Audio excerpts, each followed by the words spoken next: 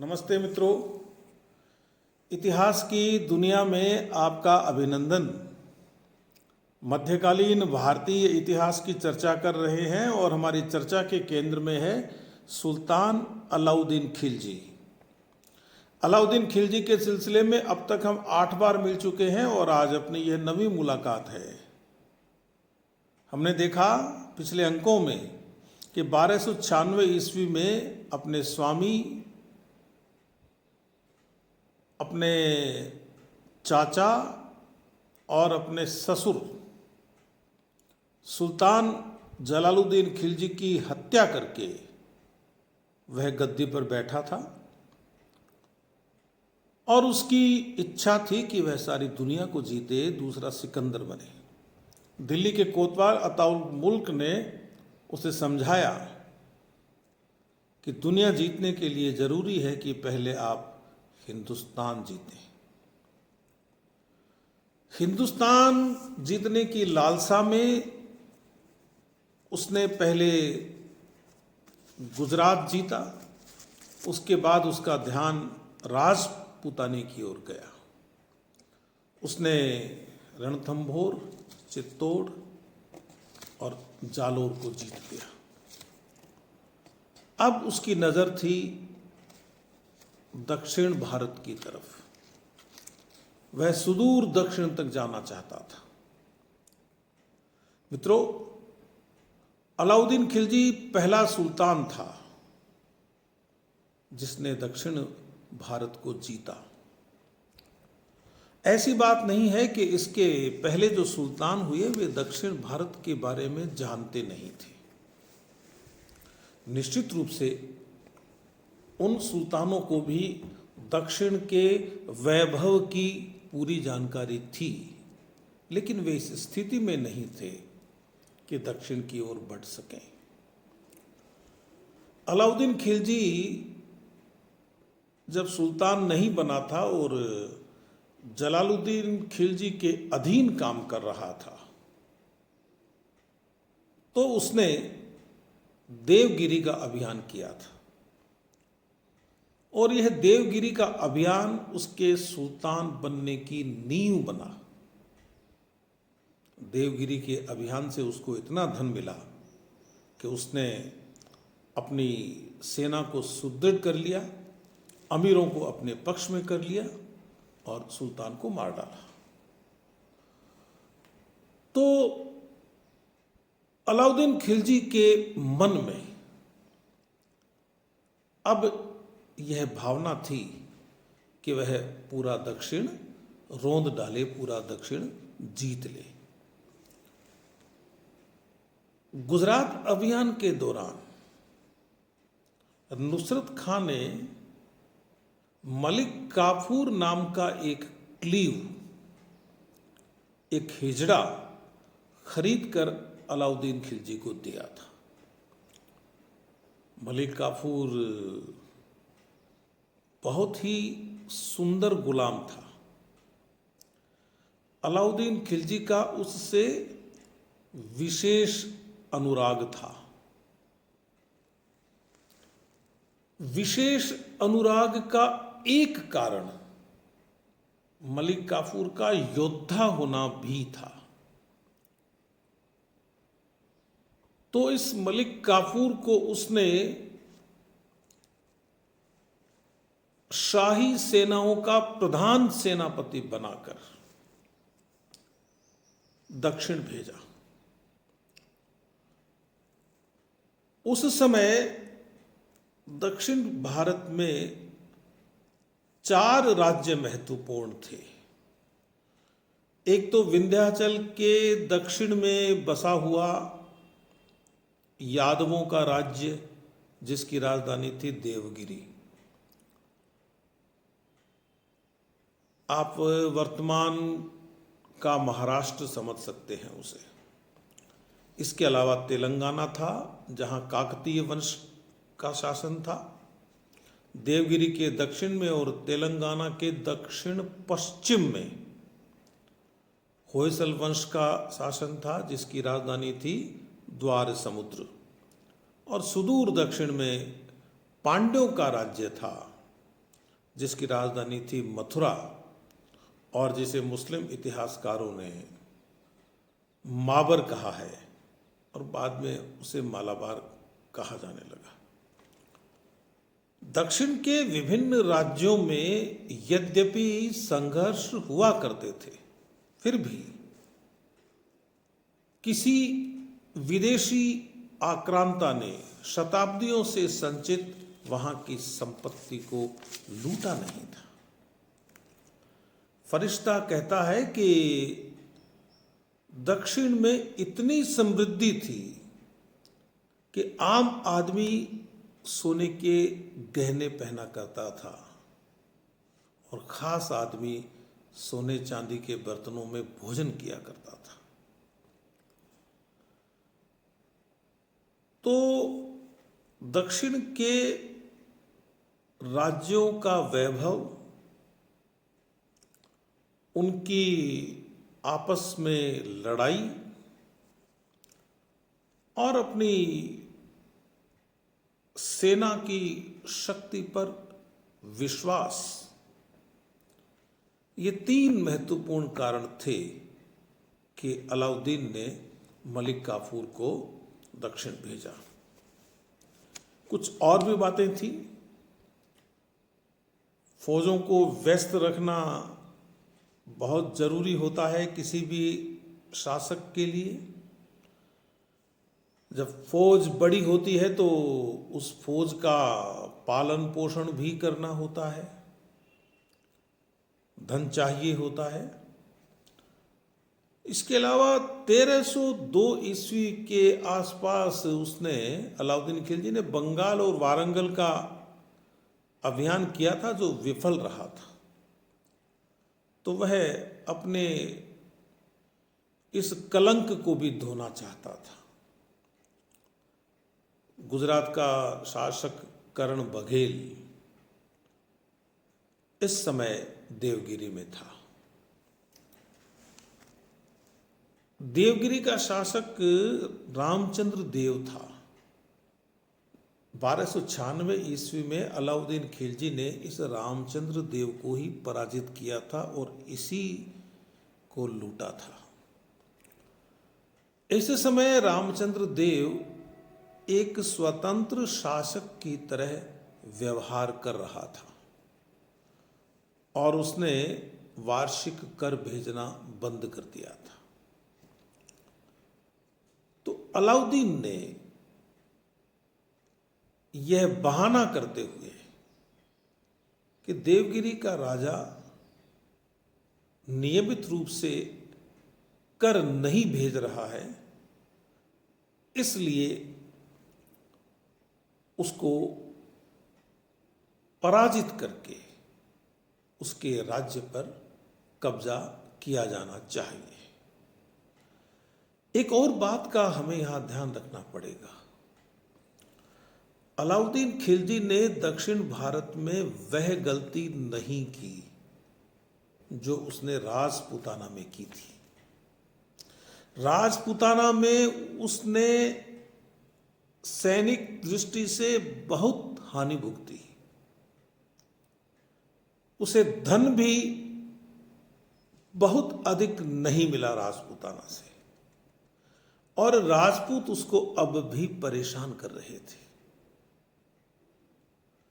तो दक्षिण के अभियान में उसकी नीति यह थी कि दक्षिण के राज्यों को पराजित किया जाए, वहां से धन लूटा जाए और वहां के राजाओं को अधीन बनाकर छोड़ दिया जाए। बस वे नियमित रूप से कर भेजते रहें और अपने राज्य में बैठे रहें। तो देवगिरी के शासक रामचंद्र देव से बकाया वसूली करने के लिए 1308 ईस्वी में मलिक काफूर 30,000 सैनिकों की एक सेना लेकर रवाना हुआ। एक और बहाना यह था कि उसने गुजरात के शासक करण बघेल को शरण दे रखी है। करण बघेल अलाउद्दीन खिलजी का विद्रोही है। तो इन दो बहानों के आधार पर मलिक काफूर दक्षिण की ओर रवाना हुआ। हाजी ख्वाजा ऐनुल मुल्क मुल्तानी, अल्प खां, ये लोग भी उसके साथ हो गए बाद में। जो करण बघेल की पत्नी थी कमला देवी, जिसका धर्म परिवर्तन करा के अलाउद्दीन खिलजी ने अपनी प्रधान रानी बना रखा था, उसकी इच्छा थी कि वह अपनी पुत्री देवल देवी से मिले। देवल देवी इस समय करण बघेल के निर्देश में सुरक्षित स्थान पर थी और देवगिरी के शासक का पूरा समर्थन था करण बघेल को। देवगिरी के शासक रामचंद्र देव का बेटा सिंघन देव, जिसे शंकर देव भी कहते हैं, वह विवाह करना चाहता था देवल देवी से। करण बघेल यद्यपि देवगिरी की शरण में था, लेकिन वह यह मानता था कि मराठों का कुल उसके कुल से नीचा है, इसलिए वह इस विवाह के प्रस्ताव को टालता जा रहा था। जब देवल देवी गुजरात में थी, उस समय सिंघन देव ने यह इच्छा प्रकट कर दी थी कि मैं देवल देवी से विवाह करना चाहता हूं, लेकिन वह प्रस्ताव को स्वीकार नहीं कर रहा था। लेकिन जैसे ही उस पर करण बघेल पर यह दबाव बना कि जो देवल देवी है उसके पीछे अलाउद्दीन पड़ा हुआ है, वह उसे हासिल करना चाहता है क्योंकि कमला देवी उससे मिलना चाहती है, तो यह कोशिश हुई कि देवल देवी किसी भी तरह सुरक्षित रहे। तो उसने सिंघन देव का प्रस्ताव स्वीकार कर लिया। सिंघन देव ने अपने भाई भिल्लम को भेजा कि तुम जाओ और देवल देवी को लेकर आओ। जब भिल्लम देवल देवी को लेकर जा रहा था देवगिरी, तो रास्ते में देवल देवी अल्प खां के सैनिकों के हाथ लग गई। अल्प खां ने उसे सुल्तान के पास भेज दिया और सुल्तान ने धर्म परिवर्तन करवाकर उसका विवाह अपने पुत्र खिज्र खां के साथ कर दिया। तो यह तो एक अलग बात है। देवल देवी और खिज्र खां के बीच में प्रेम था। इस कल्पना को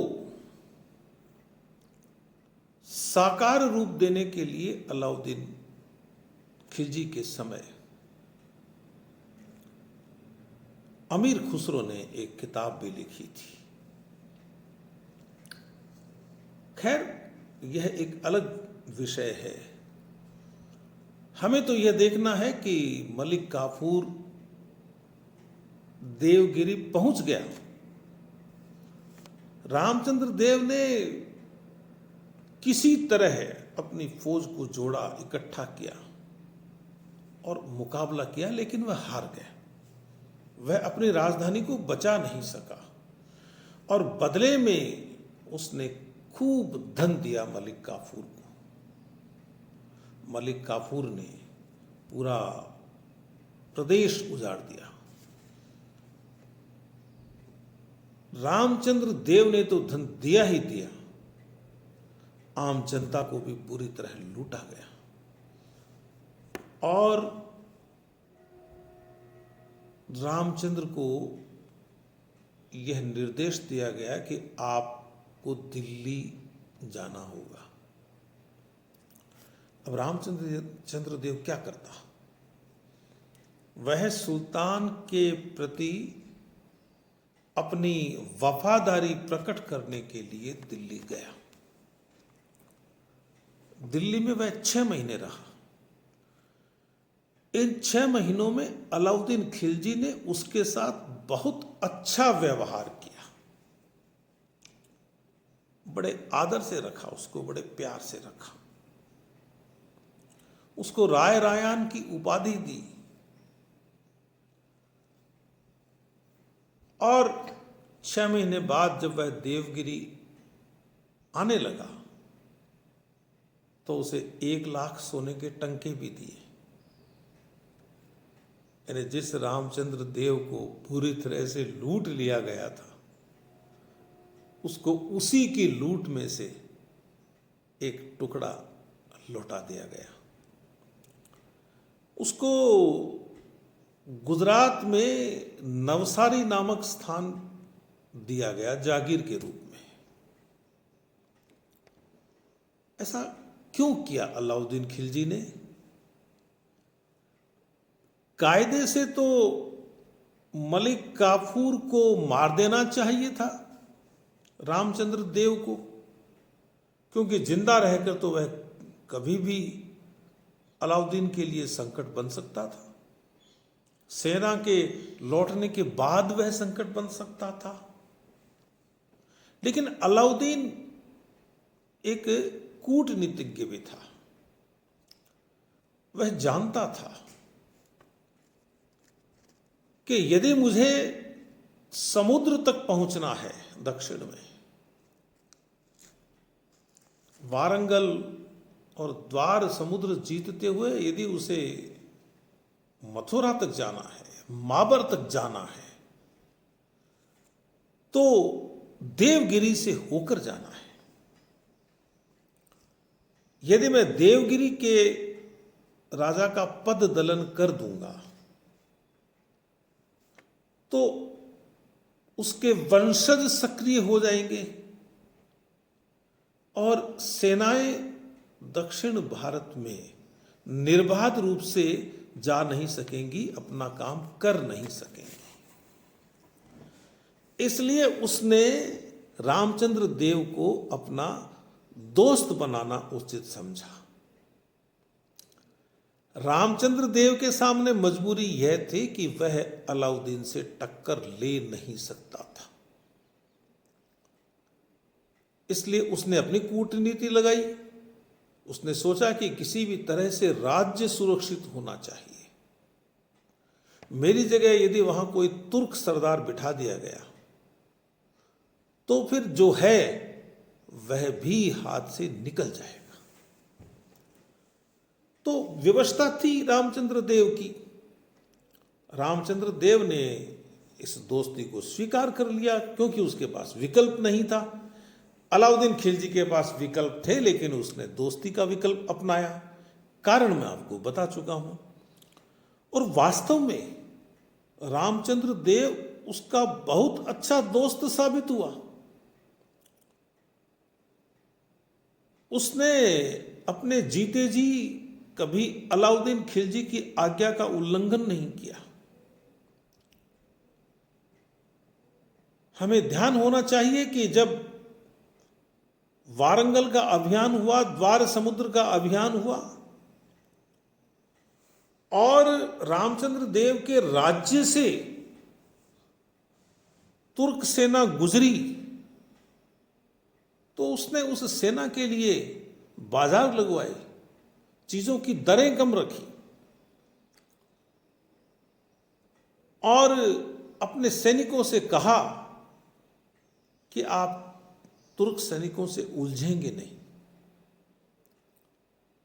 तो रामचंद्र देव अलाउद्दीन खिलजी का सहायक बन गया, कर भी भेजता रहा नियमित रूप से और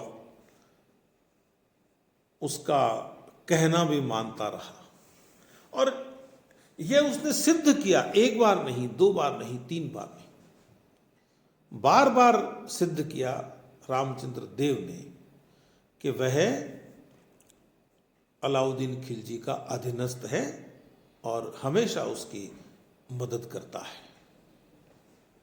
तो बहुत सारा धन लेकर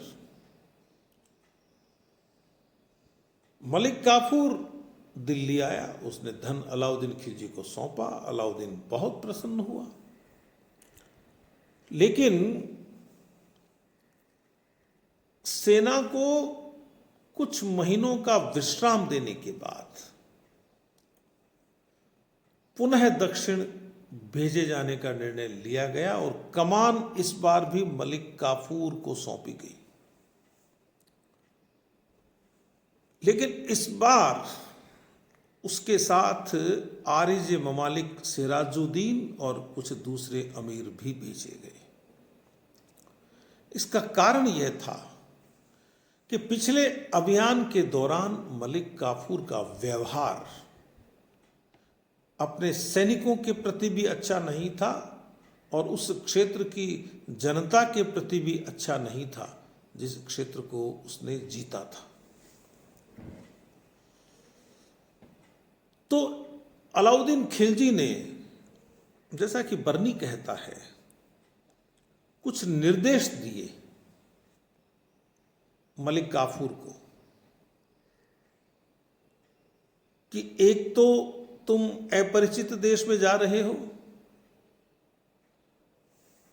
तुम्हें अत्यधिक हठी और उद्दंड नहीं होना चाहिए, अपने सैनिकों के साथ नम्रता का व्यवहार करना चाहिए और ऐसी कोई स्थिति उत्पन्न नहीं होनी चाहिए जिसे हम विद्रोह कहते हैं। उसने यह भी कहा कि अपने सैनिकों के साथ तुम्हें इतना उदार व्यवहार भी नहीं करना है कि वे अवज्ञाकारी हो जाएं और जिस काम के लिए गए हैं उस काम में रुचि न लें। और यह भी कहा कि वारंगल का शासक प्रताप रुद्र देव, मुस्लिम वृत्तांतों में उसे दद्दर देव लिखा गया है, वह प्रताप रुद्र देव यदि अपना खजाना और अपने हाथी हमें समर्पित कर दे और वार्षिक कर देने के लिए तैयार हो जाए तो फिर दूसरी शर्तों पर जोर मत देना। फिर यदि वह दिल्ली न भी आए तो कोई बात नहीं, क्योंकि हमें दक्षिण भारत को सिर्फ इसीलिए जीतना है कि दक्षिण भारत से हम बहुत धन प्राप्त कर लें और वहां के राजा मेरी अधीनता स्वीकार कर ले। तो इन निर्देशों के साथ मलिक काफूर वारंगल के लिए निकला और मैंने पहले भी कहा कि रामचंद्र देव ने उसकी मदद की। खाने पीने की व्यवस्था है, ठहरने की व्यवस्था है, उसने की, बहुत अच्छी की। और वह मलिक काफूर के साथ कुछ दूर तक गया भी। तो मलिक काफूर ने रामचंद्र देव की मदद से वारंगल पर चढ़ाई कर दी। इस चढ़ाई का नतीजा क्या होता है और मलिक काफूर के आगे के अभियान किस तरह पूरे होते हैं, यह मैं आपको अगले अंक में बताऊंगा। तब तक अपने इस मित्र को आप अनुमति दीजिए। नमस्कार।